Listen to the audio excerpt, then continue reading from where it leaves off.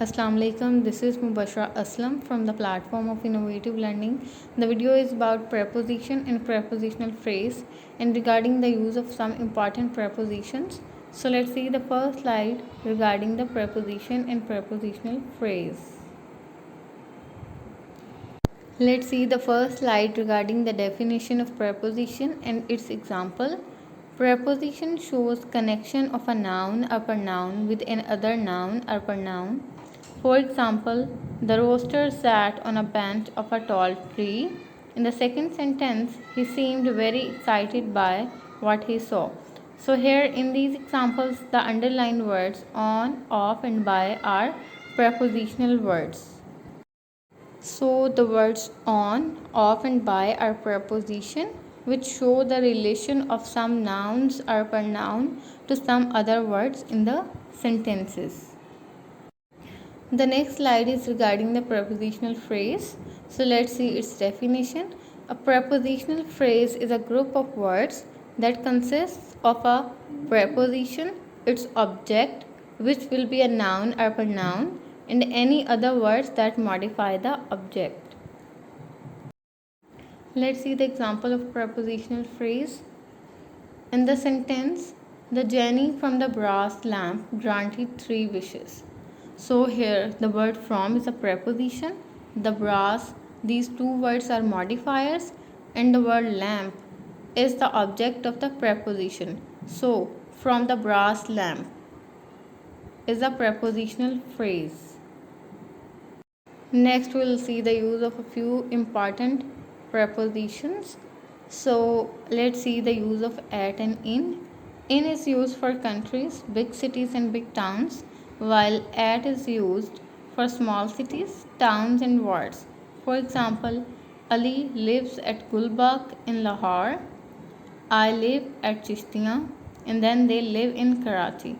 In these sentences, the underlined words at, in, again at and in are prepositional words which shows that in is used for a big city while Gulbagh is a town, so here we have used at, and again Chishtiya is a small city, here we have used at, and Karachi is a big city, so here we have used in.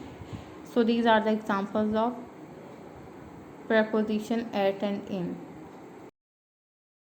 Next prepositions are on, at and in. On is used for date and day, while at is used for noon, time and night, and then in is used for year, month, morning, evening and afternoon.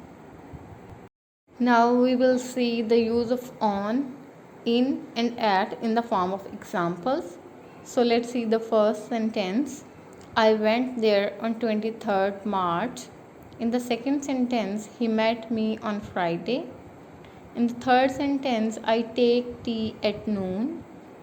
In the next sentence, he came here at 11 o'clock and then the office closes at night. So in these examples, the underlined words on, at are the use of these prepositions. Now we'll see the use of preposition in the form of sentences. In this sentence, I came here in 1962. The underlined word is a preposition. In the next sentence, I met him in the afternoon. Here again, the underlined word in is a preposition. And in the next sentence, I get up early in the morning. The underlined word in is a preposition. Next is the use of till and by preposition. Till is used at the completion of fixed time, while by is used after about the fixed time. Let's see its examples in the form of sentences. I waited for him till 4 o'clock, and in the next sentence, he will reach here by 4 o'clock. In these examples, underlined words till and by are the examples of prepositions. Next is the use of among and between. Between is used for two persons or things, while among is used for more than two persons or things. For example, I distributed the mangoes among the boys. So here The underlined word among shows that there are more than two boys, so here we have used the preposition among. In the next sentence, distribute these pens between the two brothers. So here the underlined word between is used for two brothers. Next is the use of in and after prepositional words. In is used for period in future, while after is used for period in the past. For example, he will return in a month. So here the underlined word denotes that we have talked about the future in this sentence. That's why here we have used the preposition in.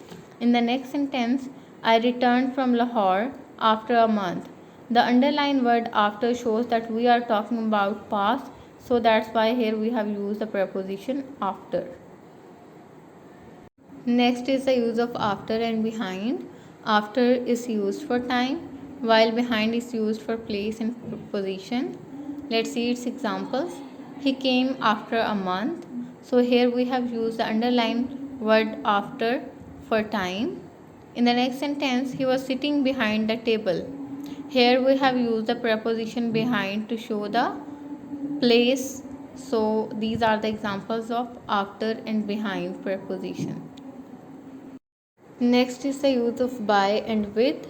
By is used for the person who does work, while with is used for the instrument with which work is done. Let's see its examples. A lion was killed by Ali.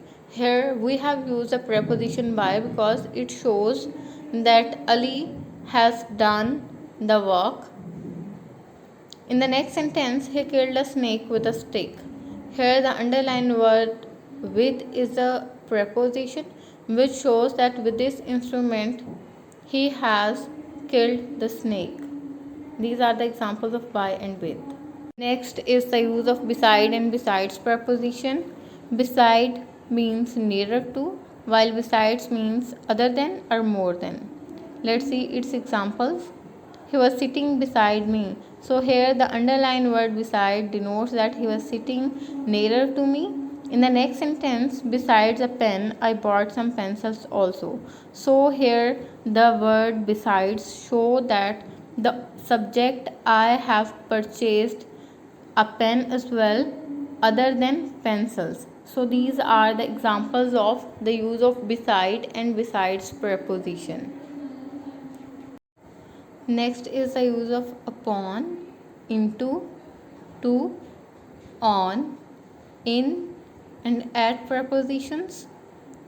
Upon, into, and to are used for motion and activity, while prepositional words on, in, and at are used for inactive things. Let's see its examples.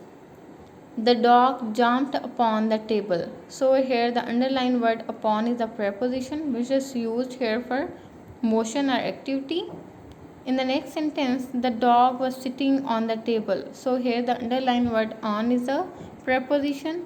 In the next sentence, the boys jumped into the water. Here the underlined word into is a preposition and it is used for motion. He was sitting in the chair. In this sentence, the underlined word is a preposition. In the next sentence, he goes to school daily. Here, the underlined word to is a preposition, and then he is at school now. So, here the underlined word is a preposition. Thank you for watching this video. Please like, comment, and share the video. Thank you.